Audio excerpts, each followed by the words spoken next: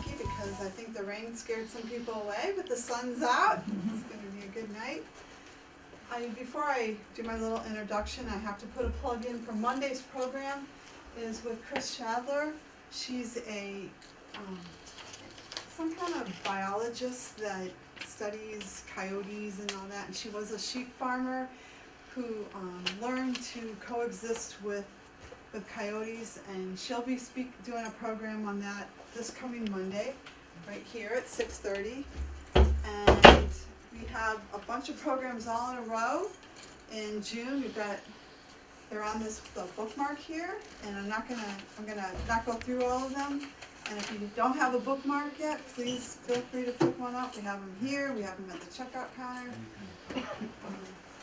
In 1917, in a modest house in a nice residential part of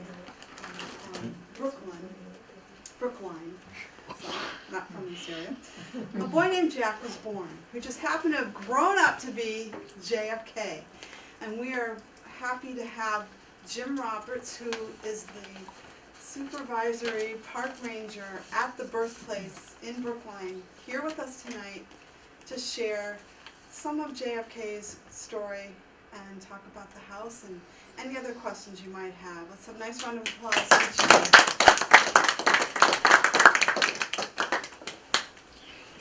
Thank you, Sue. And thank you all for coming out. It's my pleasure to be here tonight to talk to you about JFK, especially in the centennial year of his birth. As Sue said, I'm the supervisory park ranger at the site. I'm by no means a JFK expert or even a presidential scholar in any way. This is my 20th anniversary working for the National Park Service, and I started working in Lowell at the textile mills. I was there for about 13 years before getting a job at the John F. Kennedy birthplace. And when I was interviewed for the job, I remember folks who were interviewing me asked me why I wanted to work there.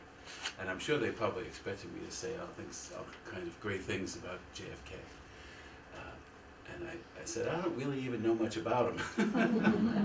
I was born at the Chelsea Naval Hospital, and that's my one big connection. I'm not Catholic, I'm not Irish. I grew up in Massachusetts, but JFK was assassinated when I was in the first grade, so I barely had any memory of him. I was 3 when he was elected, 6 when he was assassinated. So it didn't hold a whole lot of meaning for me, but over the past 7 years working there, I've learned a great deal about JFK, but there's still so much more to learn.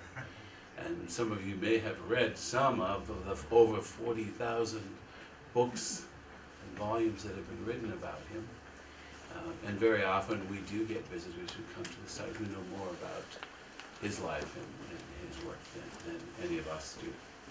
So I don't pretend to be a scholar, but if you have any questions that and you would like to raise them during the course of the program, by all means do so. I don't mind being interrupted. I'd rather answer your questions than tell you what I think you should know. If you have questions, or if you want to stop me at any point, just either raise your hand or even call out, hey Jim, what about this, what about that, okay? I'll be happy to address anything along the way. This program is for you. It's not a program that we do very often. This is probably the second time we've taken this program on the road. Thanks to Lauren Tyler. Round of applause. I was just about to say, thank you to Lauren. Lauren contacted us, and she came to the first presentation that we did of this program. But we also had an added component to that program with a couple of other staff members who were portraying the maids at Beale Street as well. And although we won't see them in person, we will see them as part of a video program that we'll see today.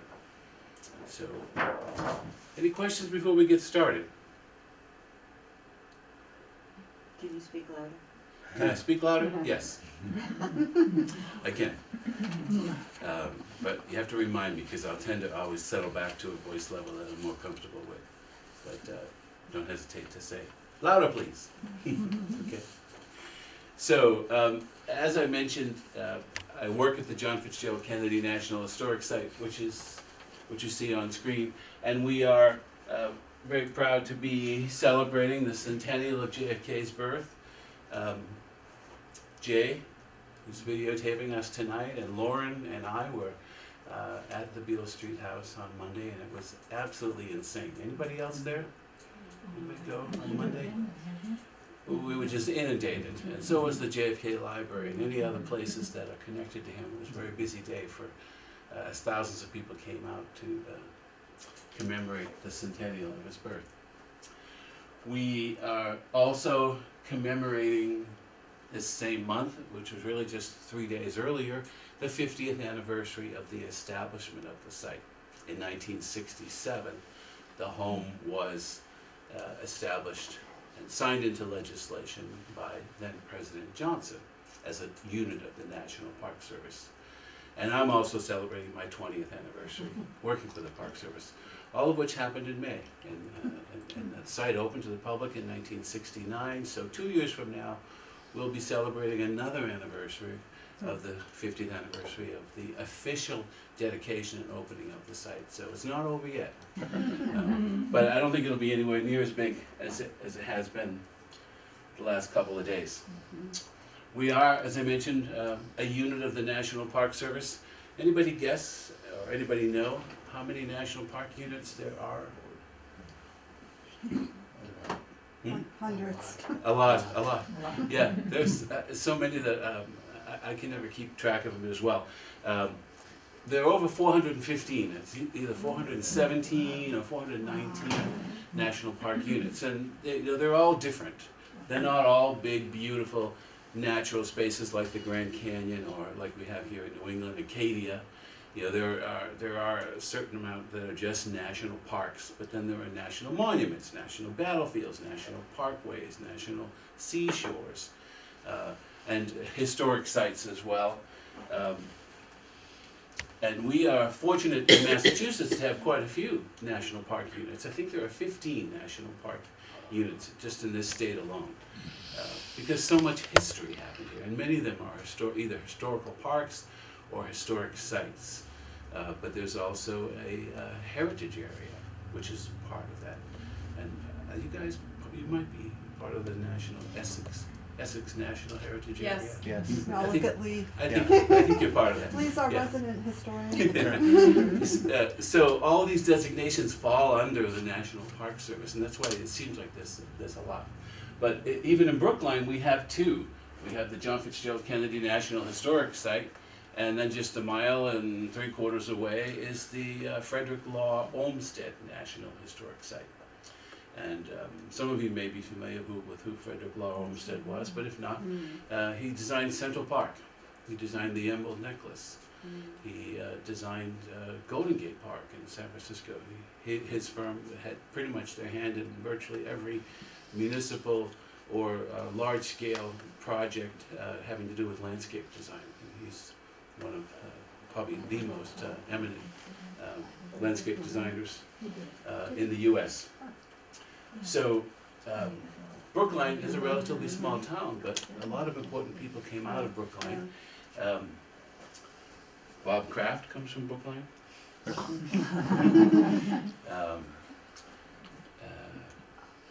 Mike Wallace as well, of course JFK.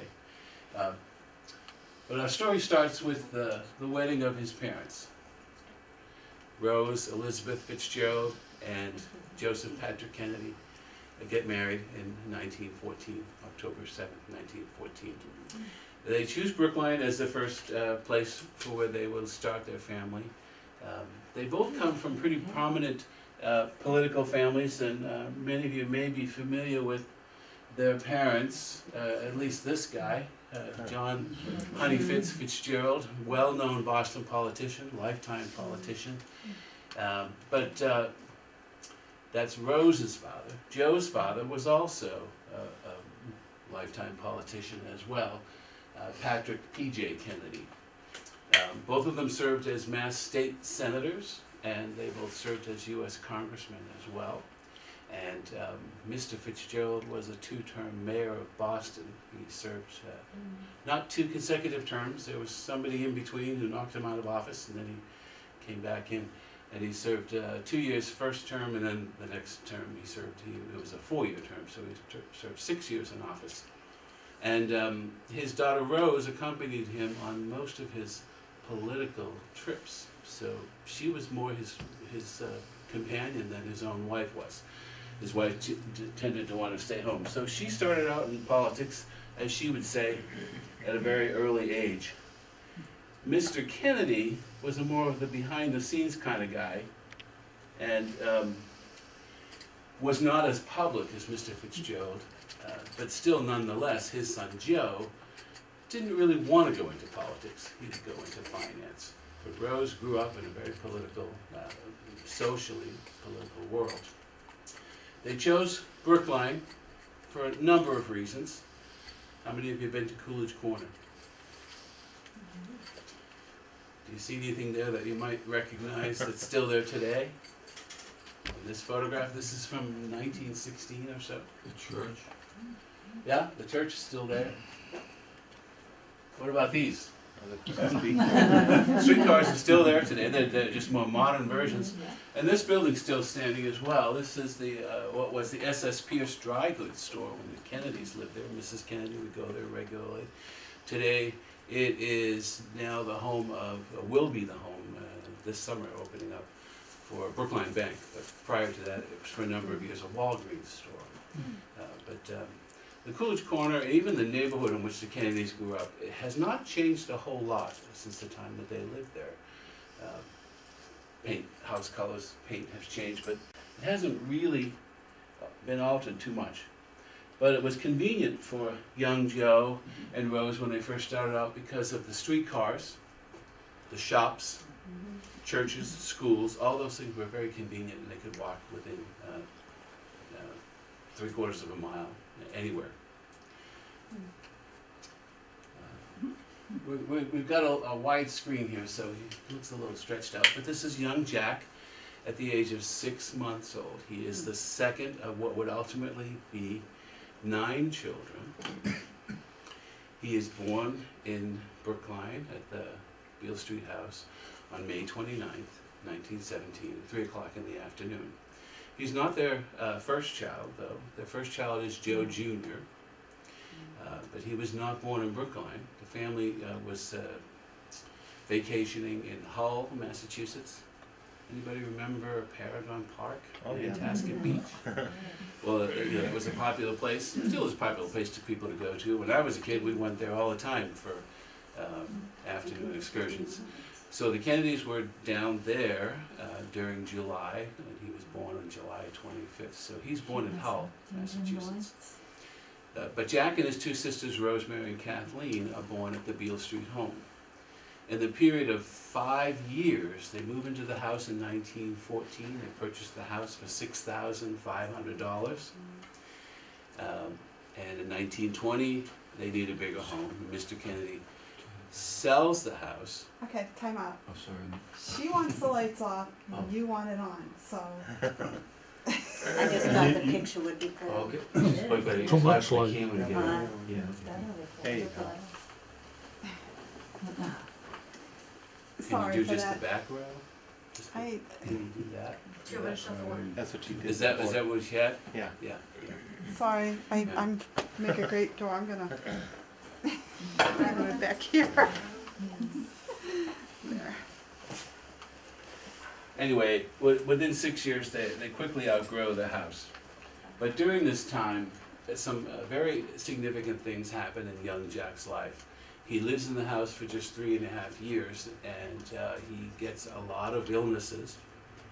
As you can see them represented on the card here, he had whooping cough, measles, chickenpox, scarlet fever, mumps, German measles, and a Schick test in 1928, and bronchitis occasionally.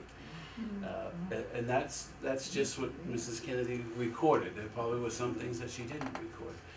He was not a particularly healthy child. In fact, when he had scarlet fever in 1920, you see the date It says February 20th, 1920. That's his sister Kathleen's birthday. So she's being born across the hall.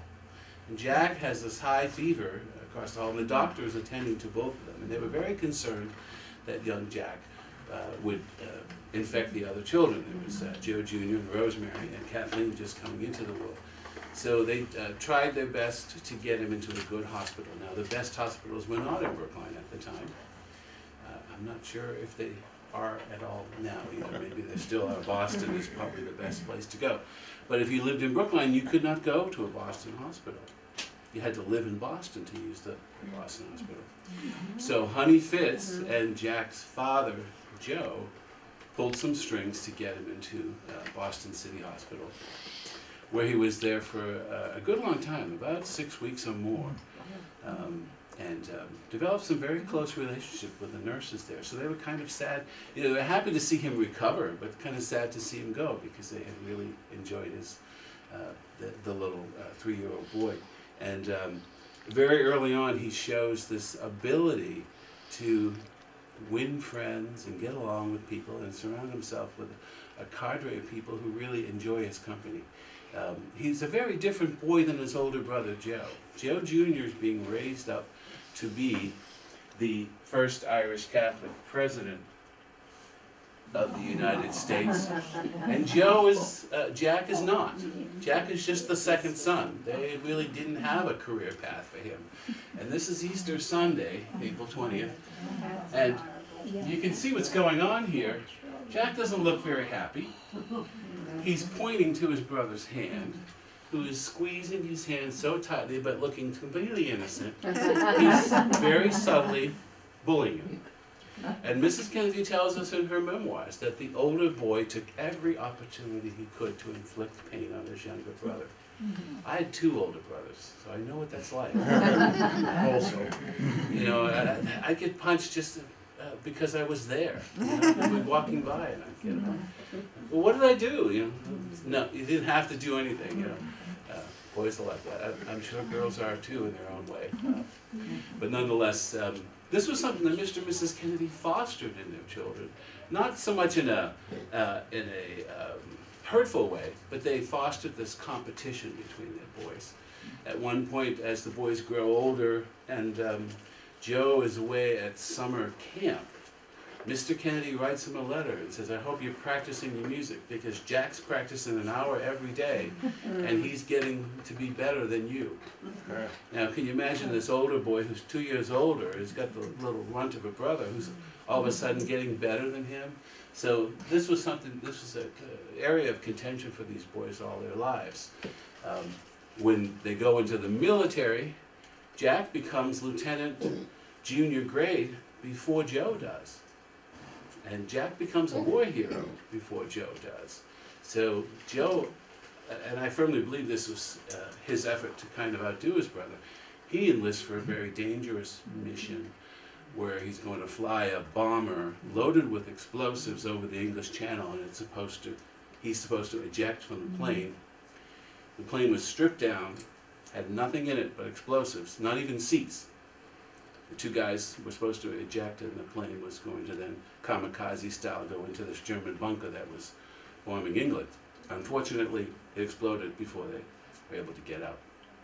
He fully knew that it was a dangerous mission. He'd already written a goodbye letter to his father, and nothing was ever recovered of his body. But there is I guess what they call a cenotaph for him in Arlington Cemetery. It's at this point that Jack then now has to become what Joe was being raised to. He was being the golden boy who was going to follow the path he was going to. When he was born, his grandfather said he will become governor and then congressman and then senator and then the first Irish Catholic president of the United States. Honey Fitz said this to the local papers. So that was his career path. Jack maybe then might work in government. I think ultimately Mr. Kennedy would have had all of his boys run for president and certainly would have followed that path because they all ultimately did in one way. Yes. So do you think the fact that all 4 of them did had a lot to do with the thinking, connecting to their father that way? Well, yeah. I mean, they all wanted to please Dad. Yeah. Mr. Kennedy had high expectations, as did Mrs. Kennedy, for all their children. And everything that they did, there may have been their own personal ambition, but all of them were always trying to make Dad proud and happy for them. And he had expectations for all of them. They didn't necessarily think that Jack was presidential material. As a young boy in Brookline, he was lazy, he was sloppy in school, he only applied himself to things that interested him, he was often late for meals, he wouldn't wear a sweater or a hat, he often questioned his mother's authority. He was very bright, very smart, and therefore would question his mother. At one point, she goes away for a trip, and he says, "You're a fine mother to go and leave your children alone." He's like 7 years old, and he's criticizing his mother for leaving their children all alone.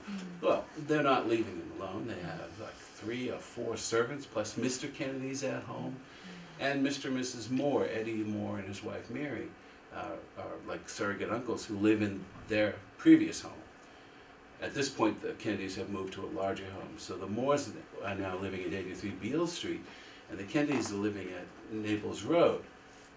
So they're by no means being left alone. Rose is the only one that's leaving, but she says she comes back after about 15 minutes to retrieve something that she forgot, and she did feel kind of guilty because he said that to her. But then she found the children completely oblivious to the fact that she was even gone. So she never worried again after that. But she says he was the one that would often question her, he would often speak up, he'd be the one that the other siblings would go to for answers.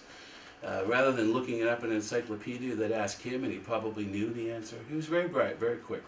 And he was sandwiched between 2 children who got a lot of attention. Joe Jr., the elder son, getting all the attention, raising him up to become president, and their eldest daughter, Rosemary, who was born with special needs. Later operated with a lobotomy that didn't go well. But that wasn't until she was 23 years old. So those 2 got a lot of attention, and Mrs. Kennedy tells us again that young Jack got lost between the 2 of them and often had to figure out things for his own. So what he ended up doing was becoming quite independent-minded, and therefore would easily question authority. But also surrounding himself with a group of friends that he would stay friends with for life. But very early on, she teaches them this lesson: of those to whom much is given, much is expected. And you can see that phrase written in many different ways, depending on which version of the Bible that you're looking at. But she understood that her children were being raised in a very privileged environment. Her husband came into the home at Beale Street as a young bank president.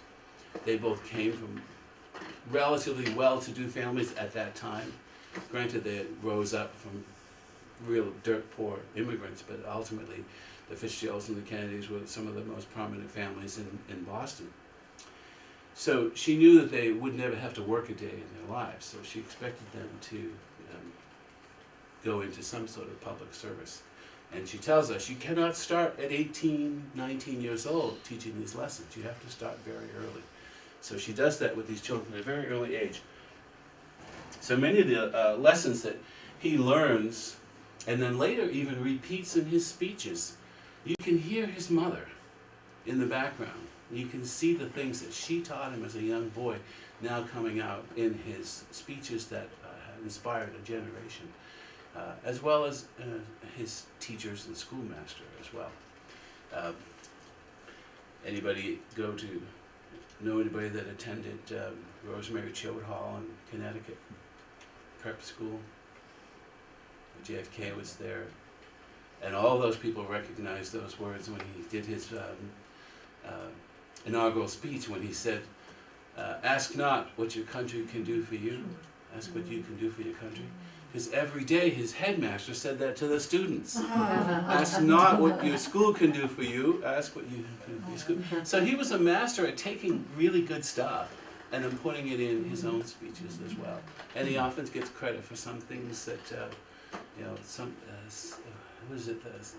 there are those who look at things and ask why, and I look at it and say, why not? Well, he didn't say that. It's more Barbie. But he gets credit for that. So he was really good at, what does it say here? Something came up we don't want. Mm. So, let's just click no on that. Ah, Back. I don't know. No, we don't want it. How about we just say, don't ask me again? Yay.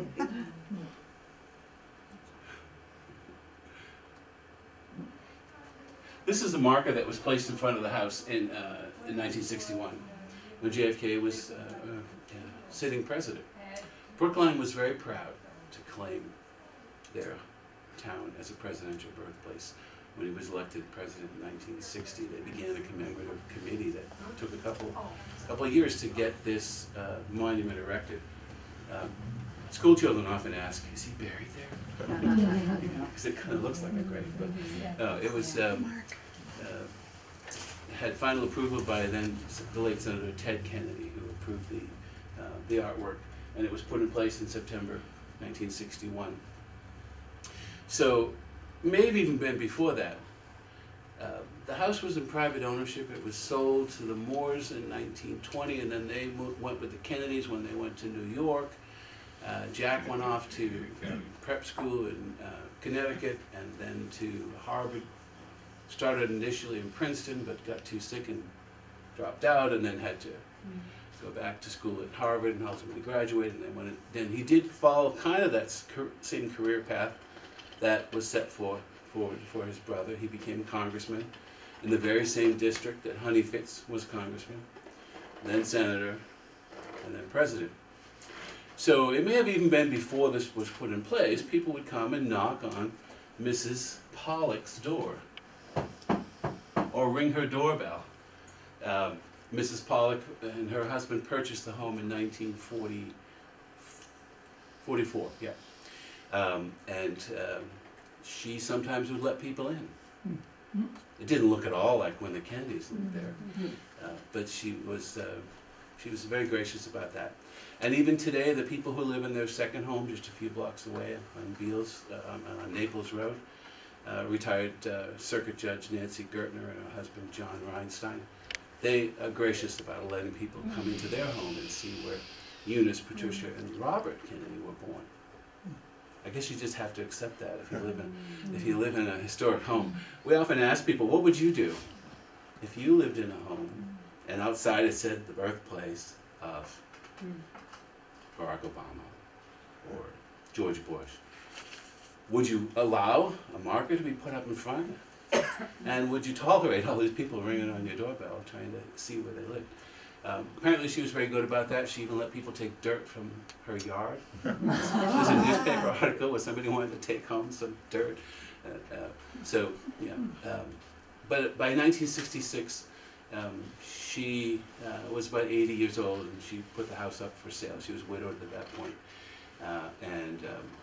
A group of investors, investors, purchased the home. But we'll just back up a little bit to the next slide, which is intended to be black, because in 1963, of course, JFK is assassinated, and there was a memorial that was held in front of the home. National Day of Mourning was declared by President Johnson and encouraged people to come out and gather in their communities, their local centers of faith, and pay their respects. And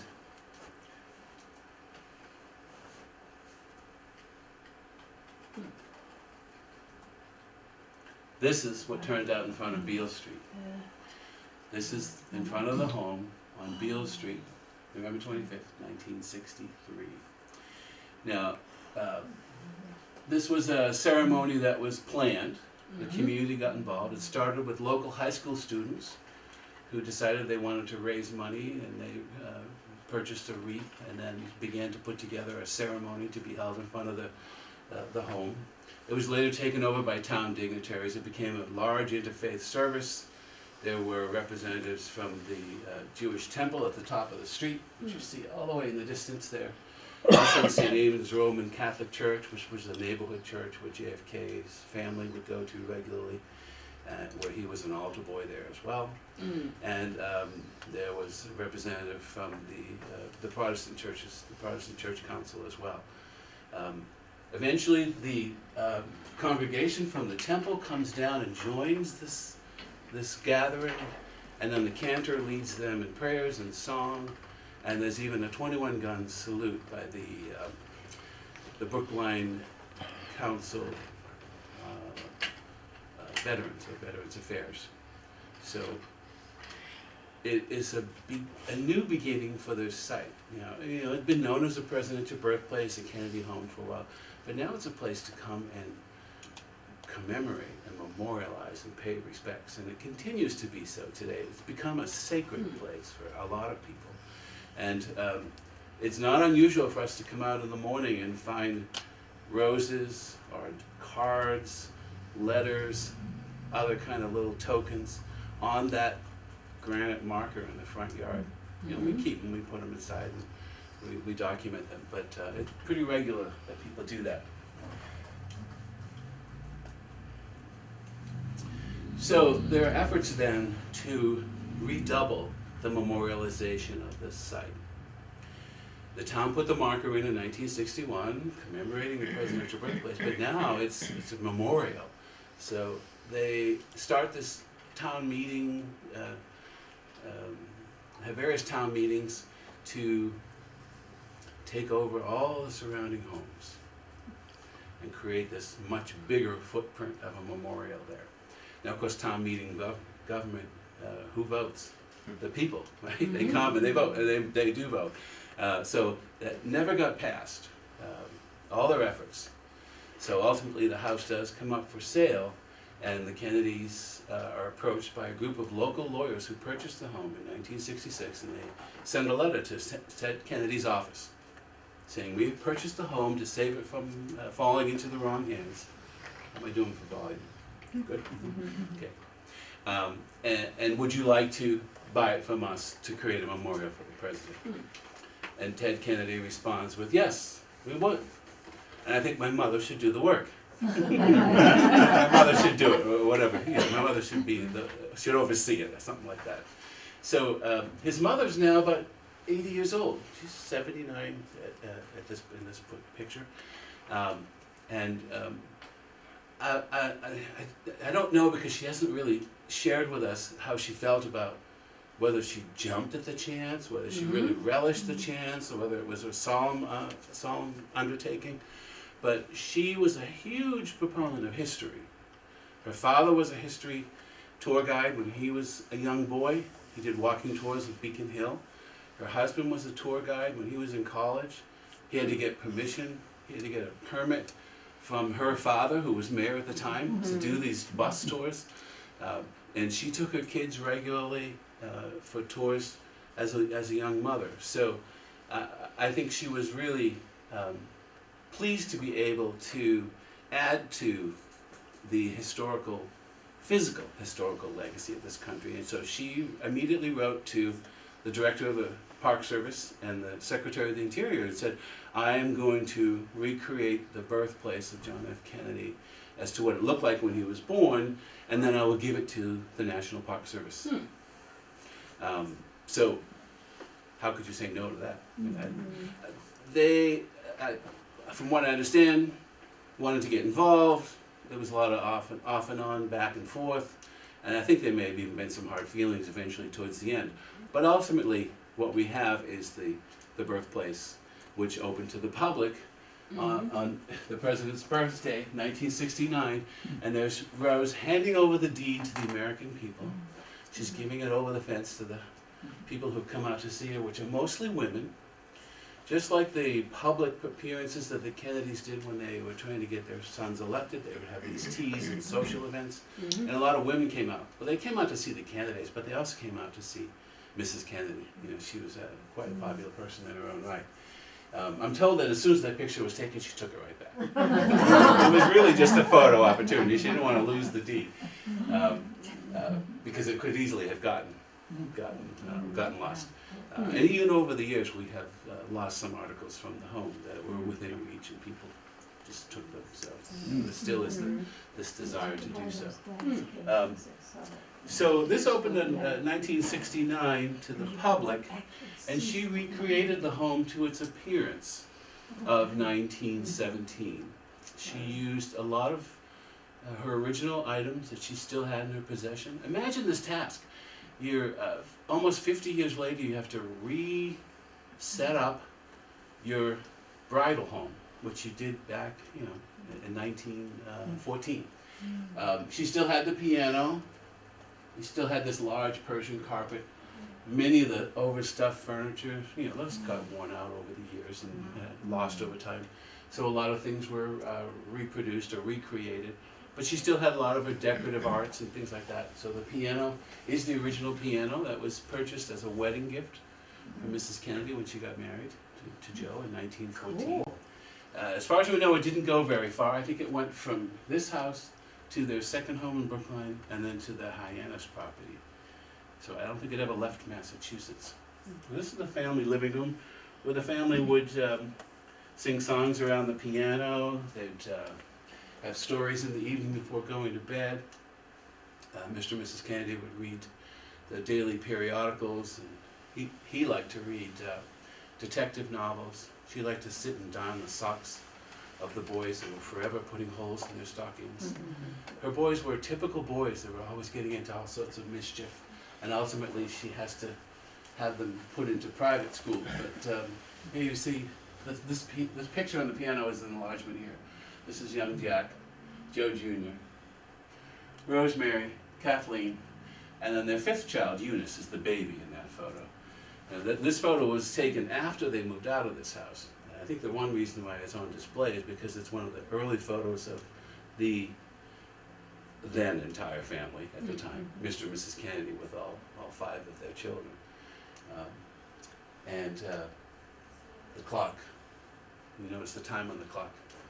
All the clocks in the house are set at 3 o'clock, which is the time of the president's birth. So the exhibit is supposed to reflect May 29th, 1917. So the flowers in the home are always springtime, the clocks are always 3 o'clock, and he's just about to be born. But if that was the case, there would be no pictures of him, right?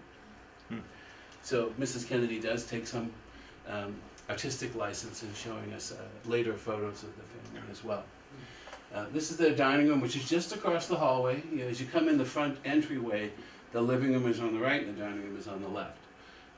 And we have her wedding china on display. Mrs. Kennedy donated all of her china, silver, many serving pieces she received as wedding gifts.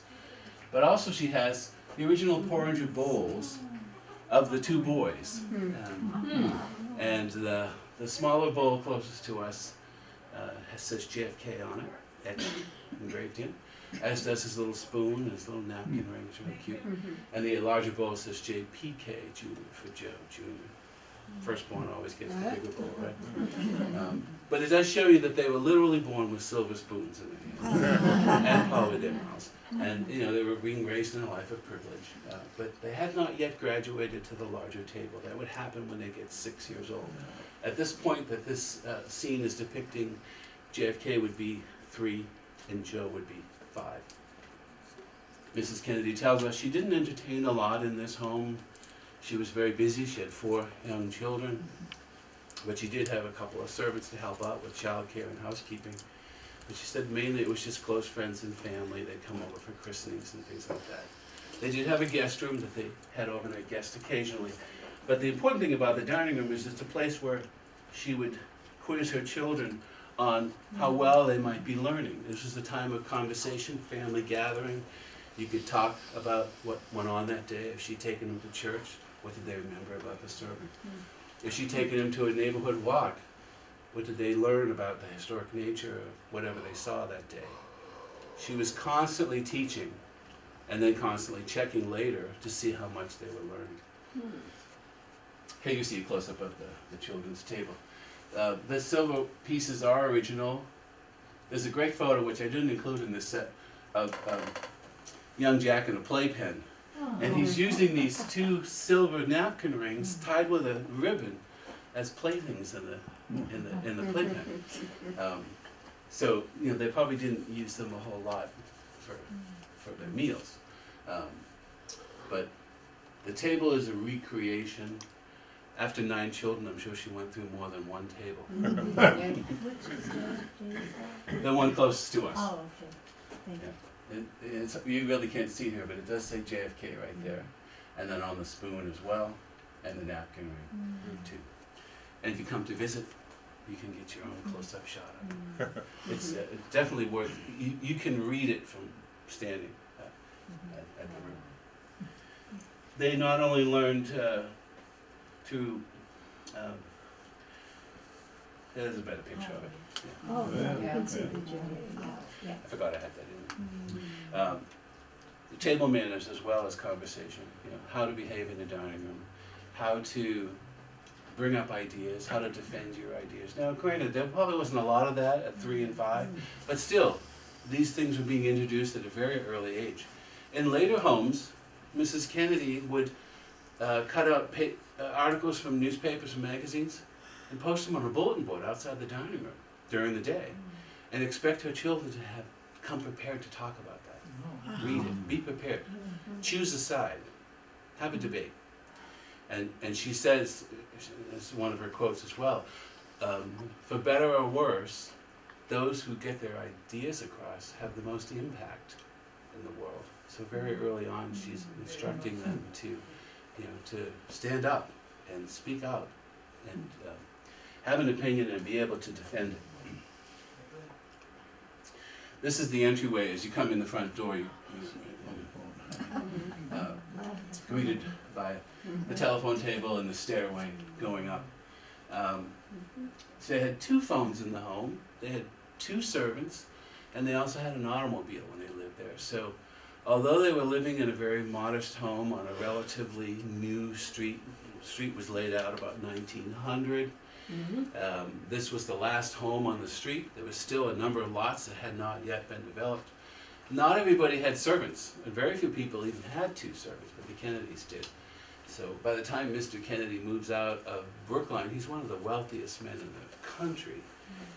But early on, he was just setting up his independence from his parents and her parents. Now, Rose was very close with her family, and she was also very much dominated by her father. So you can imagine her young husband, who didn't always get along with her father. In fact, Mr. Kennedy didn't approve of Joe. Mr. Fitzgerald didn't approve of Joe. Took him 7 years of courting Rose to finally get permission to marry her. Mr. Fitzgerald had another man in mind, but when Joe became bank president, Mr. Fitzgerald must have assumed at that point he would be in a position to take care of his eldest daughter. He was very protective of her. Mr. Fitzgerald and Mrs. Fitzgerald were very close with all their children, and so this was probably a difficult move for Rose to come live in Brookline, even though it's only about 7 or 8 miles away. I'm not sure the exact distance, but many young couples during this time would have either lived with their parents and maybe rented an apartment, but Joe wanted a home of his own, and he wanted the privacy that a home of his own would afford him. He was used to people knocking on his door, not to see the home of a president, but to get a handout from his father, because his father was a banker as well, and many Irish immigrants would come to their home at dinner time looking for financial assistance. And his father, P.J. Kennedy, was a softie. He would give anybody anything that he could. And Joe was not particularly keen about that. And so much so that when Mr.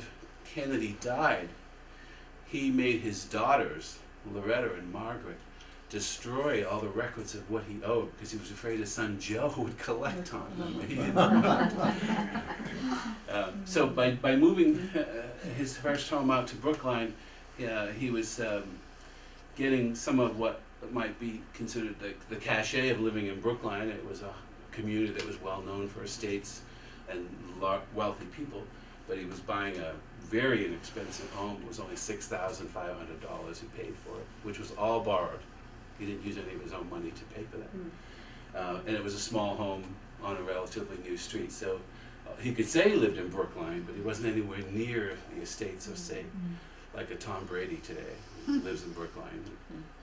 who knows where he lives? I mean, it's private, very, very private. And anyway, this is what the home looked like when they lived there.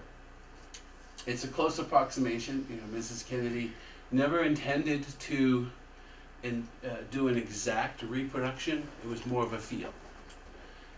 You know, she couldn't remember everything. She had no photographs. She had no video. You know, her husband was in the movie industry, and they did have film, but a lot of those things got destroyed in a warehouse fire where they had storage items. So she had to work from memory.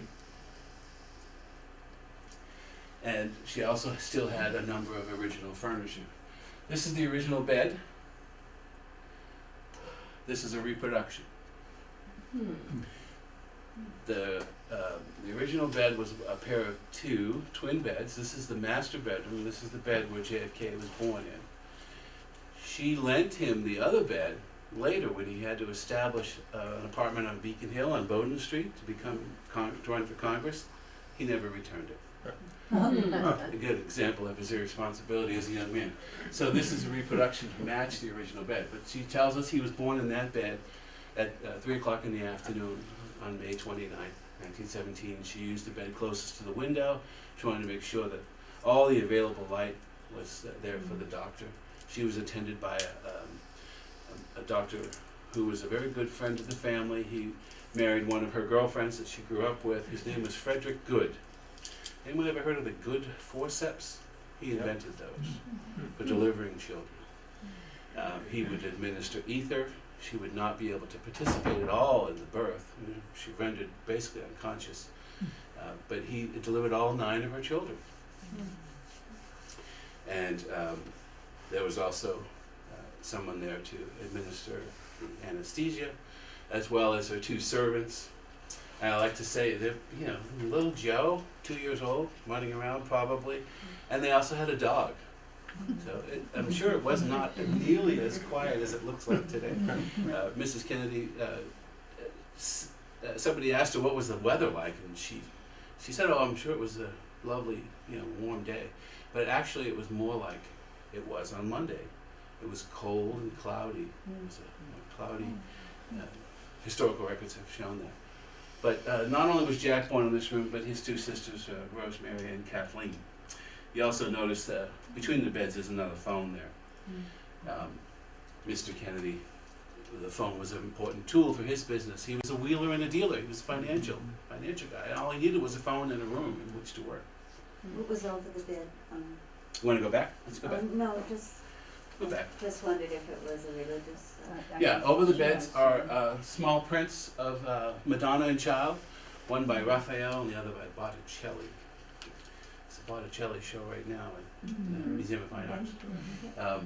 She has Madonna and Child over the 2 beds here, and she also has the Madonna and Child over the bed in the guest room, of course, for protection while you're sleeping, right? And you see the second phone here between the 2 beds. This was not only a lifeline for Joe, but also for Rose, because remember, she's now separated from her parents and her sister. She was very close with her family. She was the eldest of 6 children. She outlived them all. She lived to be 104 and a half. She was very close to her sisters. In fact, when her sister, who was also the second child one, Mr. Fitzgerald was very pleased to his first 2 children to be girls, because he grew up in a family of 10 boys. There were 2 girls, but neither of them survived very long. One just a matter of days, and another a matter of months. So he was happy that his 2 firstborn were girls. But her sister Agnes died of aneurysm in her mid-40s, and Rose sort of then took care of her 2 children and kind of adopted them. And one of them is one that helps to facilitate the purchase of this home much later, Joe Gargan. This is the nursery. It's called the nursery because at the time of the president's birth, it's the only room being used for children. Joe Jr. is 2. He's sleeping in the master bedroom. The larger bed. The bassinet is awaiting JFK's arrival. And the christening gown is what he'll be baptized in a couple of weeks after, early June. And that is the original bassinet. used by all 9 of the Kennedy children, and including his children, Caroline and John Jr. She tells us that she offered the christening gown for John Jr., but she didn't mention anything about having it used for Caroline. I'm not sure why not. But nonetheless, that was used by all 9 of the children. I'm surprised it survived. But it probably would not have been used for very long, right? I mean, you don't use it for a matter of months, and then it goes up into the attic or whatever. What is that behind the dress? Bonnet? On the bureau?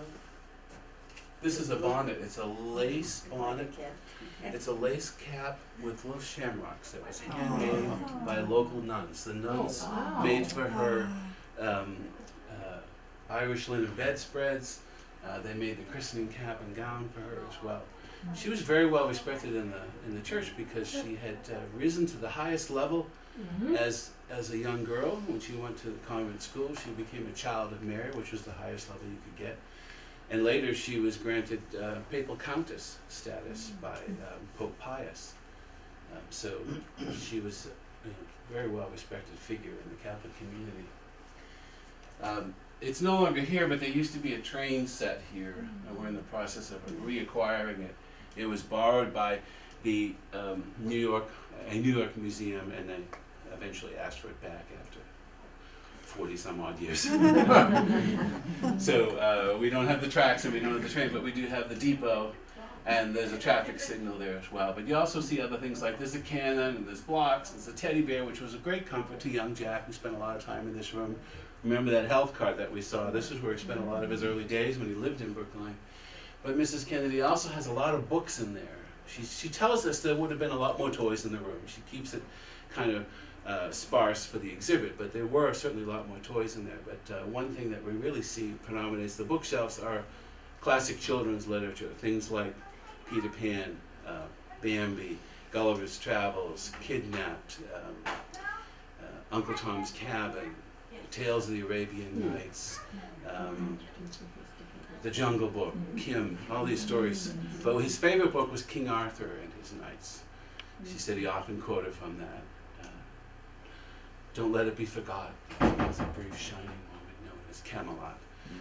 And his widow, Jackie, tells that to Life magazine, and that's when all of a sudden his presidency becomes known as Camelot. It wasn't while he was alive; it's immediately after. And that was a book, along with the others, that she encouraged. She would read to the children when they were young, and then encourage them to read them themselves older. And he read that book over and over and over again. It encouraged love, honor, brotherhood, respect, family values, great family values. His other favorite book, it's kind of hard to see here, but it's a dark green book called Billy Whiskers, which was not a book that she purchased. She would never have purchased this book. She says it was crudely drawn and harshly colored. It was all about a goat who traveled around the world getting in trouble. Did you ever see it? Very popular book, especially with boys, I imagine. She said the boys loved those stories. Her mother gave it to him, so she couldn't very well banish it from the home. And I like to say that these two books represent both sides of Jack's personality.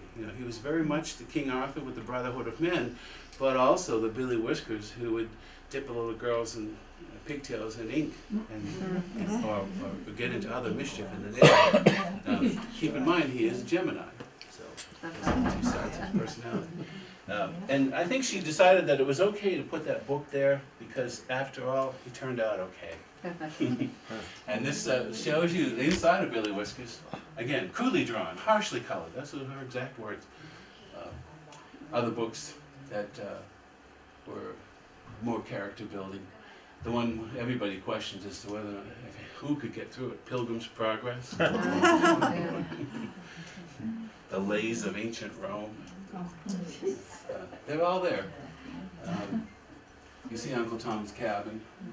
The Story of a Bad Boy. I think that was probably another favorite book of young Jack's as well.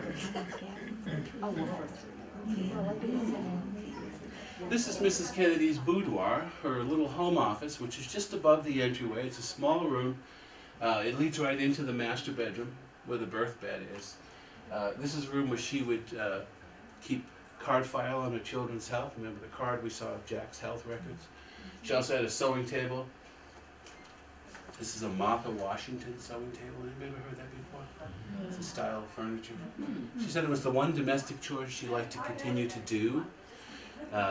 She had a domestic servant who was called a maid of all work, did the cooking, the cleaning, and the housekeeping, and also food service. But she liked to sew. I like to say this room is a room where she could have some peace and quiet. She could close both doors to the room. It looks bigger in this photograph because it's stretched a little bit, but it's a small room where she could have some peace and quiet from a house full of 4 kids, 2 servants, and a dog. Anybody who's grown up with a number of children, I had 7 brothers and sisters. I know that's like, I was yes. just wondering, when you take the tour, you go into each and every room? You don't get to go into them, but you get to stand at the doorway and look in. You do get to go into the dining room because the gate is sort of a little 2 or 3 steps into the room, and you do get to go into the kitchen, which we'll see shortly. But some of the rooms are just too small, and you don't really, you can see everything perfectly fine. In fact, this photograph is taken from the doorway. You don't have to be in. It's a small room. But she also she's kept such meticulous records on her children's house. She bought a card file box, Coolidge Corner, and then had a tab for each children, and she'd keep all the stuff, you know, their births, their weights, their baptisms, their doctor visits, and then she could refer to these as a health record. If something reoccurred a couple years later, she'd know who the doctor was, who they saw, what they did for it. If she were away, her husband or one of the servants could attend to that. And even later, as adults, when her children are running for office, she would take these cards with her and read them and say, and it would trigger stories in her mind. Oh, I remember back in 1920, we almost lost little Jackie. He had scarlet fever, and he was in the hospital for months on end.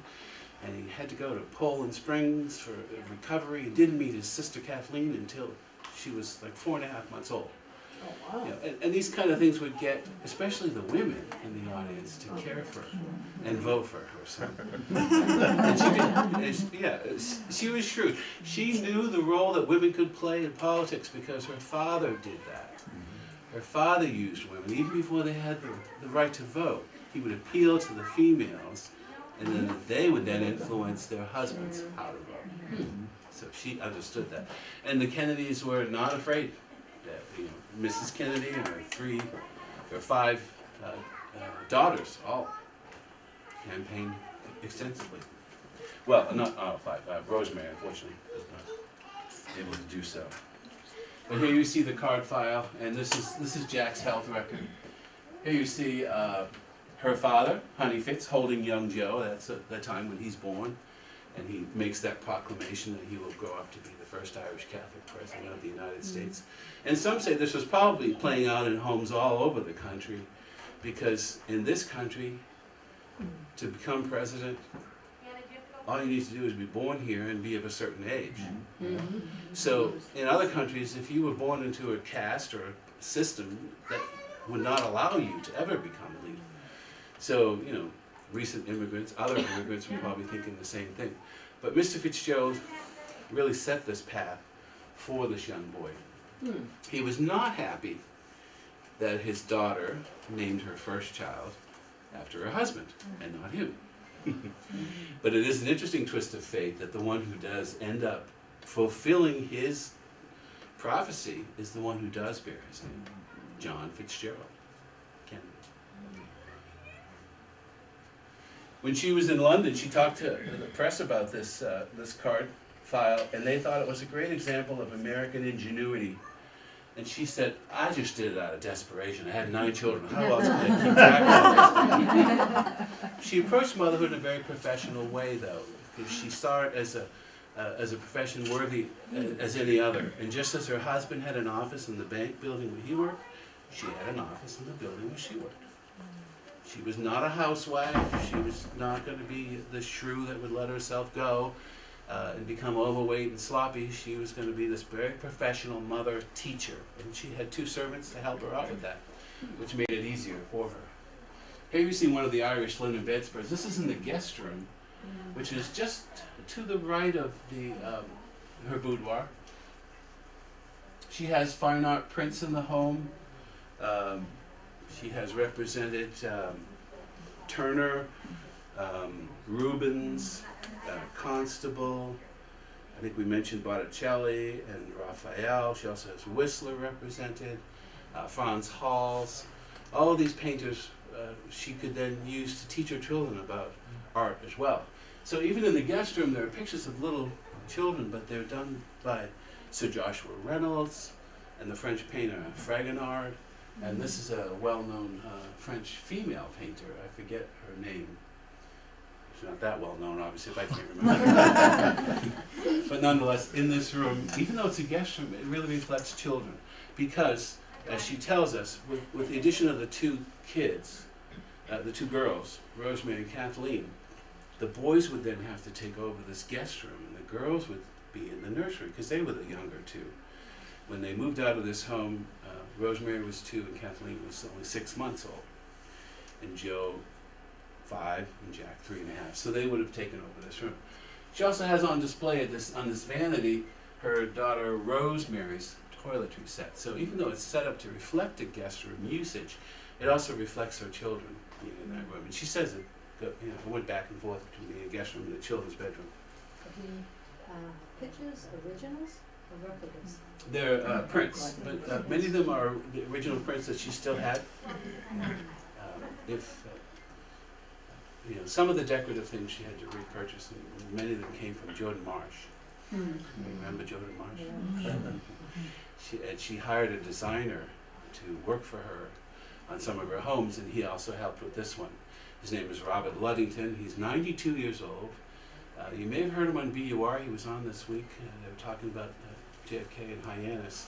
He's still alive. He lives down in Barnstable, and he still works with the Kennedys on some of their homes. And he oversaw all the recreation of this home, but he says Mrs. Kennedy had the final say in everything. She would task him to get this stuff, but she had the final say of it all. And that footboard as well is original to the Kennedy family, and the furniture. The furniture in the bedroom, master bedroom, and the dining room is also original furniture that was used when the Kennedys lived here at Beale Street. Now this is just the opposite. This is the kitchen, which is at the back of the house, and it literally was the back of the house. There are 2 doors on either side of the stove. This is a swinging door that leads into the dining room.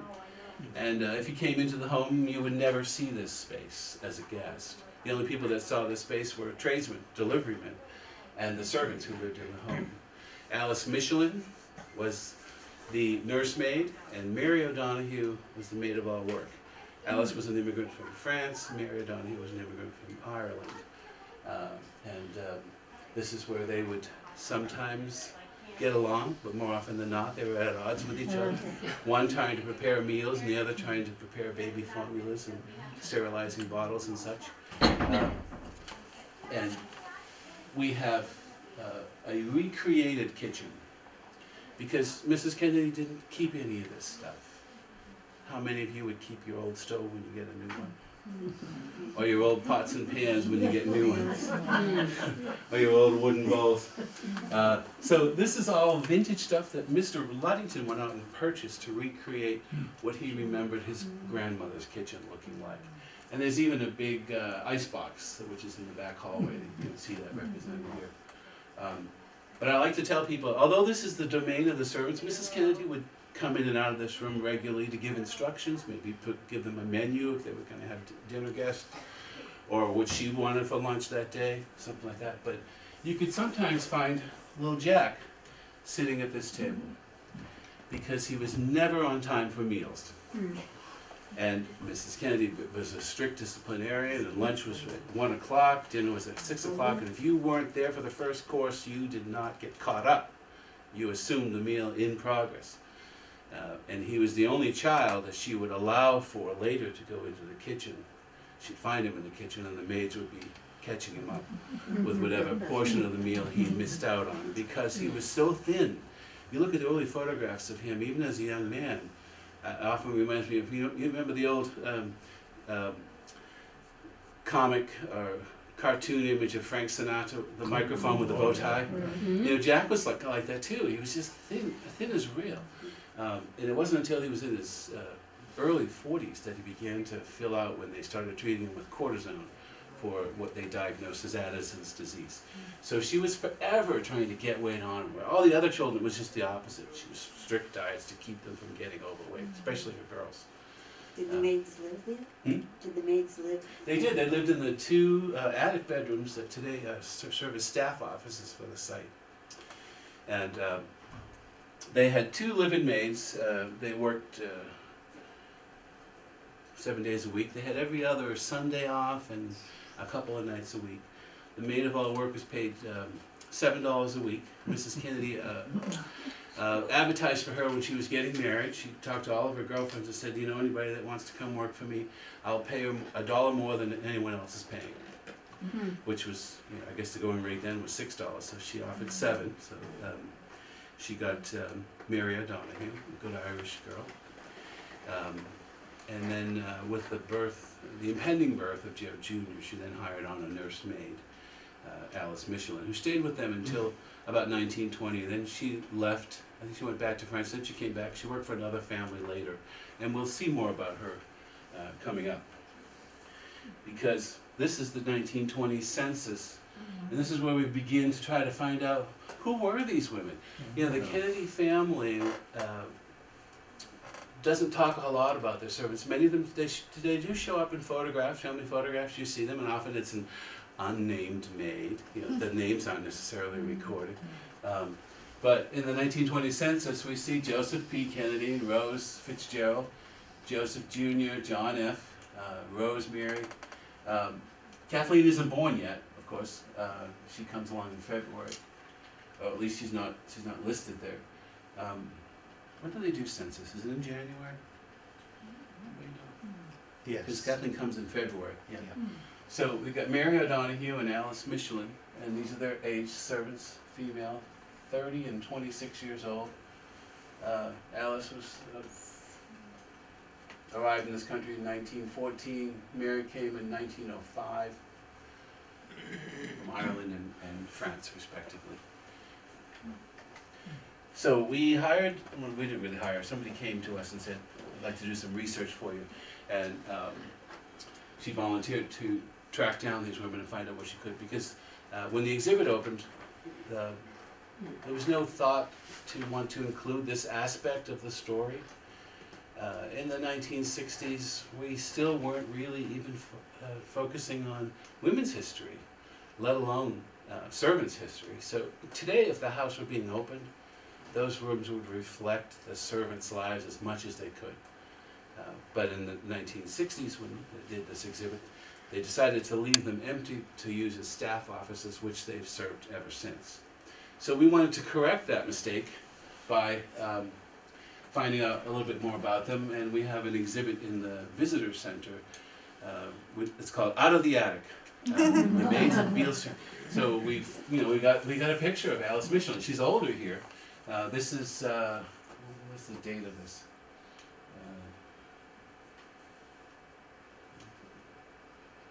I don't know if there's a date on it, but 1939. you see the date somewhere? At the bottom of her signature there, there's a date, says 1939. Yeah. Okay. Yeah. So she's 19 years older than when she left the Kennedy service. I think that's when she comes back to the U.S. She's coming back in after going home to France. This is what we believe to be an earlier photo of her. Again, it's not identified, but that's probably her. And that's little Joe Jr. And they're at Nantasket Beach, where he was born. Just a year later, he was born in 1915. And these are some illustrations of the day to show you what the servants might have looked like, because we have very few photographs of them. Harper's Magazine and ad for baked beans by Heinz. And again, you see the family. Well, the whole picture actually shows more of the family in the dining room and the servant dispensing the beans for the mother of the family to take into dinner. Where in the Kennedy family, I'm sure Mrs. Kennedy would have been seated as well, and Mary Donahue would have been bringing the food in. We found very little about Mary O'Donoghue because she was, her name was too common and not very much was recorded by her. So two of our staff did some research on their own, a lot of research on servants' lives and what they might have done and what their daily lives were. And Lauren had the opportunity to come see these girls talk to an audience live, and they're great. Elena, who works for us, is Alice Michelin, and Kathleen, who's also Irish. Her name is Kathleen O'Leary, but she becomes Mary O'Donoghue, and they have the French accent and the Irish brogue, and they talk about their lives. It's really quite entertaining. And they were there on Monday. Did you get any footage of them? Yeah, they were there on Monday, all day in the kitchen. Do they do? They like each other very well, so they came across, their characters come across as liking each other too. I'm not sure they did in real life though. Is that just a once in a while they do something like this, or is it on a regular basis? We try to do it as much as we can. We're open, especially on the days that they are in together. So like if we went to visit, we might get an opportunity? If you came to visit, you might get to see them in the next month or so. But we can't, it's so irregular that we really can't offer. Last summer we did. Last summer we said every blah, blah, blah. We could do that. Today is Elena's last day working for us at the Kennedy site. Next week she starts working over at the Olmsted site. So she may do guest appearances because she lives closer to the Kennedy site. She just lives one block over. And Kathleen will only be with us until the end of June. So in order to keep this program alive, we've got to get 2 new people trained up. And that takes a lot of time. Because not only do you have to learn about the characters, but you got to learn about, you got to create a backstory. You got to create a history. You've got to create a future. You've got to create a whole world around this person, not just who they are right then and there. And they spend a lot of time doing it, and it's hilarious when you hear them practicing with each other too. But that is something that we were able to do for the centennial, and we're very pleased to be able to offer that. So if you do get to make it, come visit us in the next month or so. You may get to see an appearance by 1 or 2 of them. Jay does have some footage of them in action, so you may see it on Haverhill cable access. I'll put it on Google if I can do. Yeah. They're very entertaining. So I thank you for coming out tonight and listening to me. Any questions at all? How did you say Addison's disease? Addison's disease is it's a condition of the adrenal glands. They're not necessarily producing what's needed.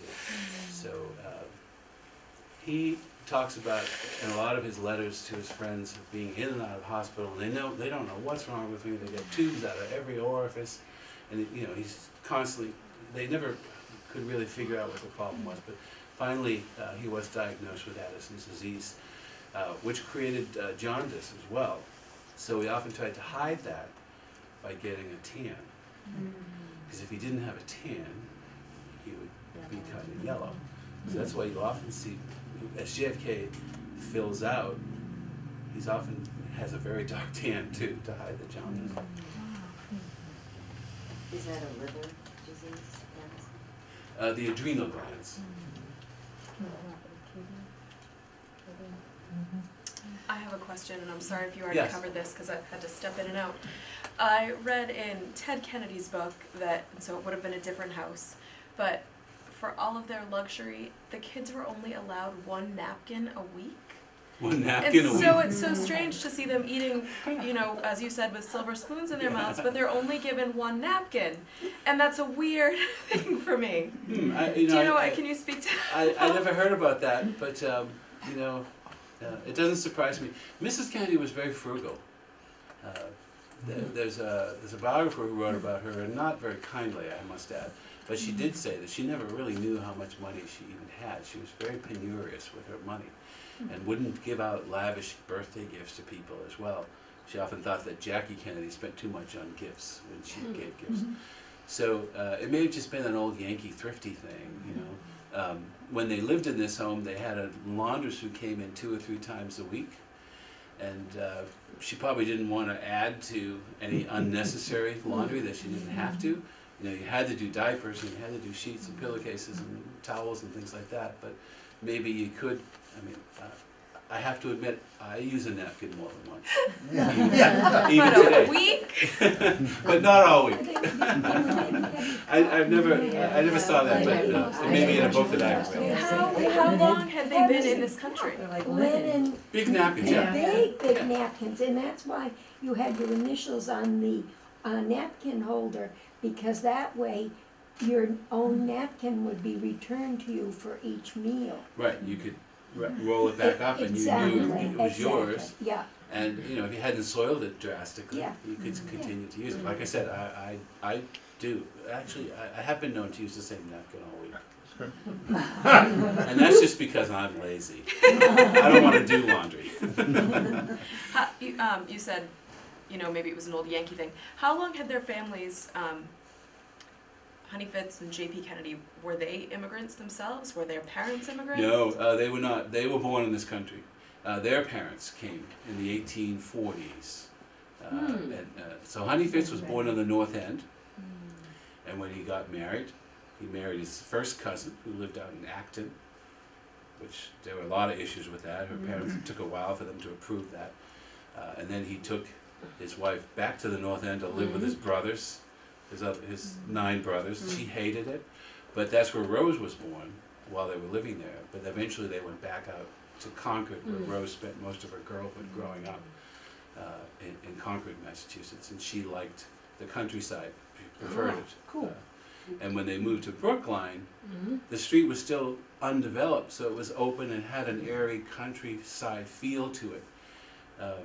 But he grew up in the Irish slums of the North End. It was Irish before it was Italian. Oh. And he was the runt of his litter. You know, he was the smallest of the 10 kids, but ultimately became the one that really sort of became the patriarch when his father died. He dropped out of school. He was at Harvard. He dropped out of school to take care of his siblings. Their mother died. Their mother, what was her name? Rosa, I think. The father had taken all the boys on a field trip, a day trip, and somebody reported to her that they'd all died on the trip, and she had a heart attack and died Oh, wow. because of the news. It was a tragic, Wow. very tragic situation. You know, when he had two sisters who died very young, so he was pleased to have 3 daughters, but one of his daughters died. 2 of his daughters died young, actually. Agnes and Eunice, the youngest daughter, contracted typhus by helping out with the Red Cross at Boston Common during World War I. And she's the one that Rose named her 5th child after. Is it true that JFK was still shot in the back of the car?